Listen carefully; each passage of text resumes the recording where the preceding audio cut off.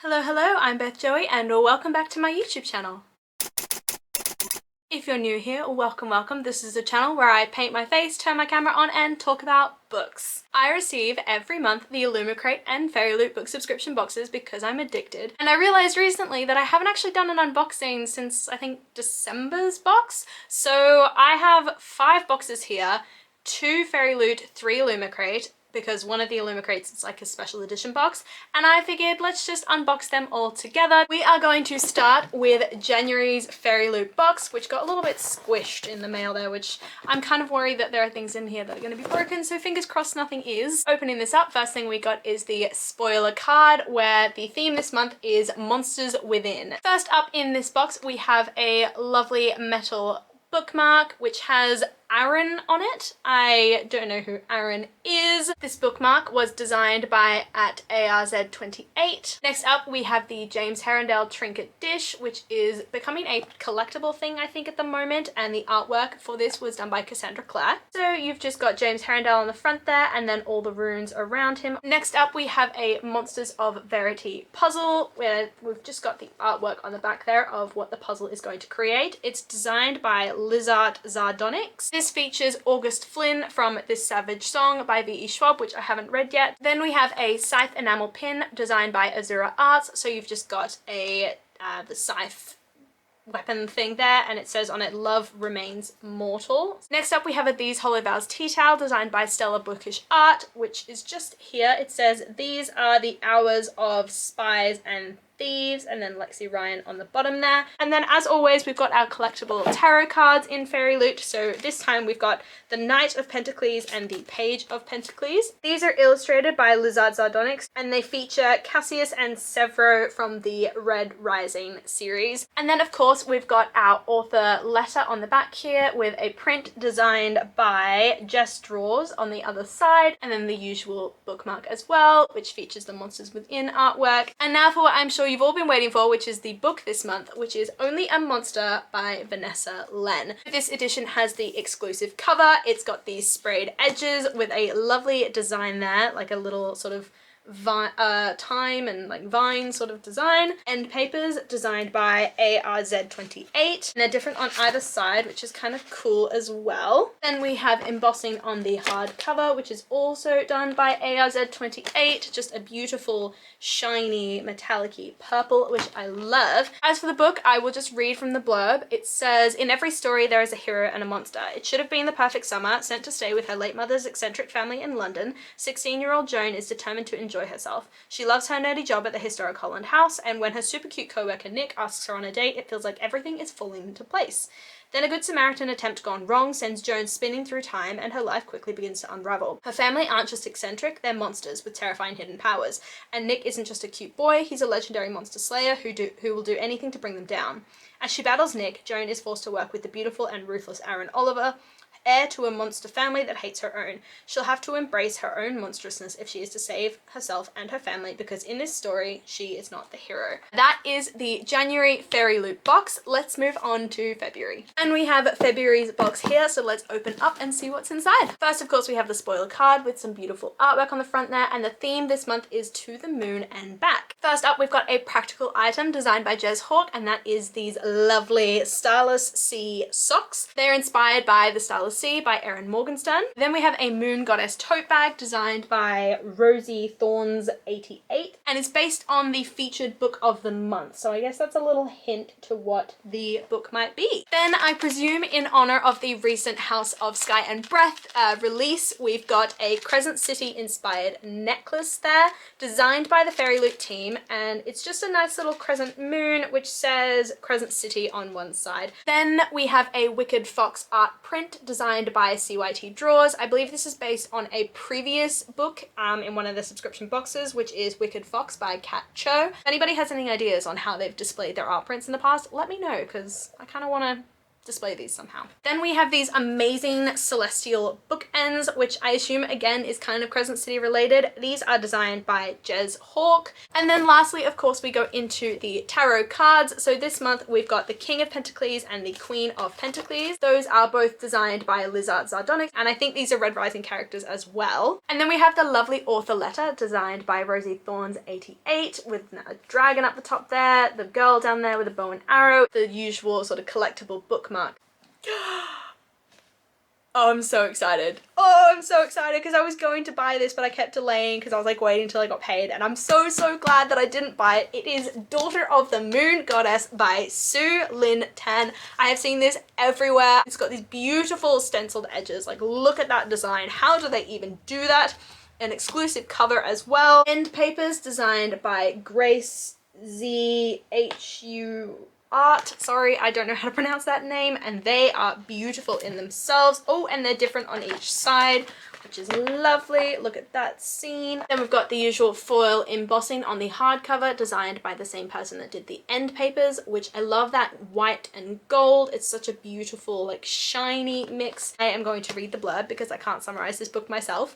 It says, there are many legends about my mother. Raised on the moon, Xingyin was unaware she was being hidden from the celestial emperor who exiled her mother for stealing the elixir of immortality.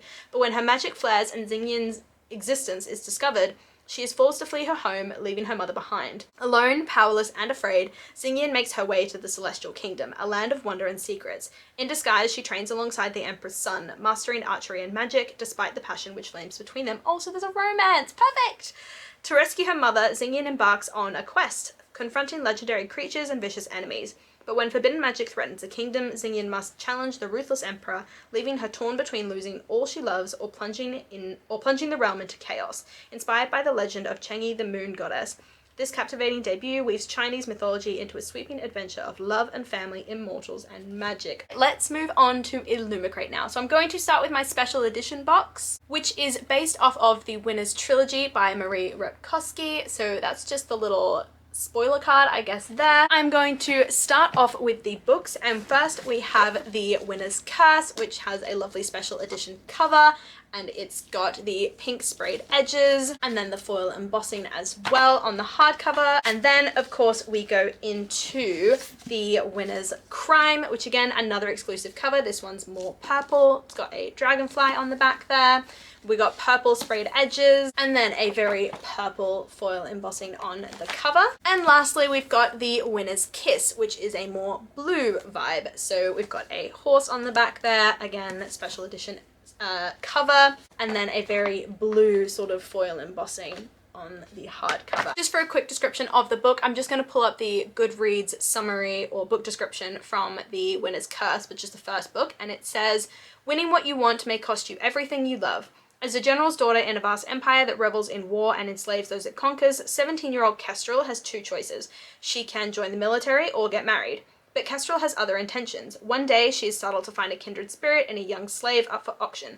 Aaron's eyes seem to defy everything and everyone. Following her instinct, Kestrel buys him with unexpected consequences. It's not long before she has to hide her growing love for Aaron, but he too has a secret, and Kestrel quickly learns that the price she paid for a fellow human is much higher than she could ever could have imagined. Set in a richly imagined new world, The Winner's Curse by Marie Rutkowski is a story of deadly games where everything is at stake and the gamble is whether you will keep your head or lose your heart. As for the sort of collectible things, we've got Kestrel's dagger here, which is designed by Stacey McAvoy-Caunt. Then we've got Kestrel and Aaron magnetic coins. They're designed by Monolime. And then lastly, we've got a Bite and Sting book box. This was designed by Forensics and Flowers. Annoyingly, I can't find the spoiler card for this box, so I can't tell you like who designed everything unless it's printed on the actual item. First, we've got this lovely necklace here, which is based on The Never Tilting World. I assume that's the book, and it just says night and day rule from their two thrones, daytime presumably on that side, and then it spins like a time turner, and then you've got nighttime on that side, and it's designed by illustrations by Joanne. Then we have a puzzle, which I find often Fairyloot and Illumicrate tend to have similar items or similar like types of items in their boxes. So this is based on We Hunt the Flame. Then we've got this little book stand, which Someone tell me how these works. I can't for the life of me, I have no idea how. And it says, you're a survivor. It doesn't say who it was designed by or what it's based on, so let me know in the comments down below if you know that. Then we have one of my favorite items from this box, which is some fluffy socks. And then lastly, this is a double book month, so we've got The Ivory Key by Akshaya Raman, I think. I'm sorry, I don't know how to pronounce that. And I'm just going to read the back again. So it says, Vera is desperate to establish her legacy as a revered Maharani of Ashoka, but with the country's only quarry running out of magic, a precious resource that has kept Ashoka safe from conflict for centuries, she can no longer protect her citizens from the looming threat of war. Vera's only hope is to find a mysterious artifact of legend, the Ivory Key, but in order to retrieve it, she must reunite with her estranged siblings who have taken very different paths. Vera, Ronak, Caleb, and runaway Rhea each have something to gain from finding the Ivory Key, and even more to lose if they fail. But with each sibling harbouring secrets, the very thing that brought them together could tear their family and their world apart for good. And then the second book, which is sort of the official hardback for the month, is This Woven Kingdom by Tahara Mafi. I'm sorry, I'm super bad at pronouncing names. We've got this exclusive cover, which doesn't have like a printout sort of cover on it. It's just printed right onto the hardback, which I love because I'm known for breaking the sort of plasticky thing. And then we've got the end papers, this beautiful sort of front page there, signed by the author. I'm going to read the blurb again for what it's about. It says, clashing empires, forbidden romance, and a long-forgotten queen destined to save her people. To all the world, Eliza is a disposable servant, not the long-lost heir to an ancient Jinn kingdom, forced to hide in plain sight. The crown prince, Cameron, has heard the prophecies foretelling the death of his king, but he could never have imagined that the servant girl with the strange eyes, the girl he can't put out of his mind, would one day soon uproot his kingdom and the world. Let's move on to February. This is the last box and my camera is running out of battery, so hopefully I can get through this before it absolutely dies. Luckily, I have not lost the spoiler card. It is here, and the theme for the month is bad blood. We are going to start with this sort of very suspicious box here, very mysterious. Ooh, it's a tumbler. I loved it when I got this in my first Fairyloot subscription box, so I'm super excited to have another one. I can never have enough of these. And it's LSEL Station. The artwork is done by Forensics and Flowers. It's based on a memory called Empire. Next we have a fabric pouch which says, if longing is madness, then none of us are sane, by Nina Varela. It's designed by Chatty Nora and it's featuring a quote from Cryer's War, and I presume the author for that is Nina Varela. Next up we have a trinket tray. I'm going to have so many of these so soon because that seems to be like a good default item for a lot of these boxes. It is designed after Medusa, so you've got all the snakes around her head. The artwork is by Rachel Ross and it's inspired by Lore. And then we have a Butterfly's Dust bath bomb, which I'm scared to get out of its packaging because these things are known for exploding, but there we go, Butterfly's Dust bath bomb. It was created by Little Heart Gifts and the label was done by Noon Designs, and it's inspired by the poison Yelena is given by Valak in Poison Study. And then lastly, before the book, we've got Alex and Henry magnetic coins. This is inspired by Red, White, and Royal Blue, and the artwork is done by Mono Lime.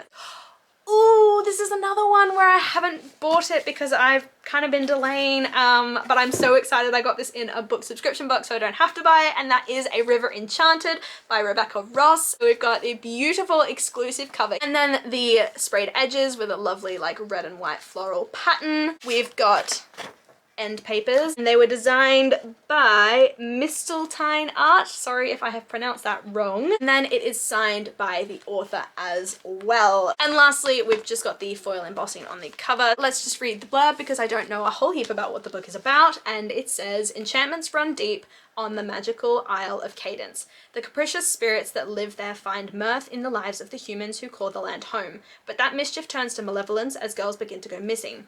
Adara, heiress of the East, knows the spirits only answer to a bard's music, enticing them to return the missing girls. But there's only one bard capable of drawing the spirits forth by song, her childhood enemy, Jack Tamerlane. He hasn't stepped foot on Cadence in 10 long years, content to study music at the mainland university. But as Jack and Adara reluctantly work together, it becomes apparent that the trouble with the spirits is far more sinister than first thought, and an older, darker secret lurks beneath the surface, threatening to undo them all. Those are the book subscription boxes and special edition box that I got for the months of January and February. I'm just gonna run through this last bit very quickly because my camera's running out of battery. Let me know down below if you've received any of these boxes, what your favorite items were, if you're excited to hear more about any of these books. As always, like, subscribe down below and hit that notification bell to be notified when I release new content, and I will see you in my next video. Bye!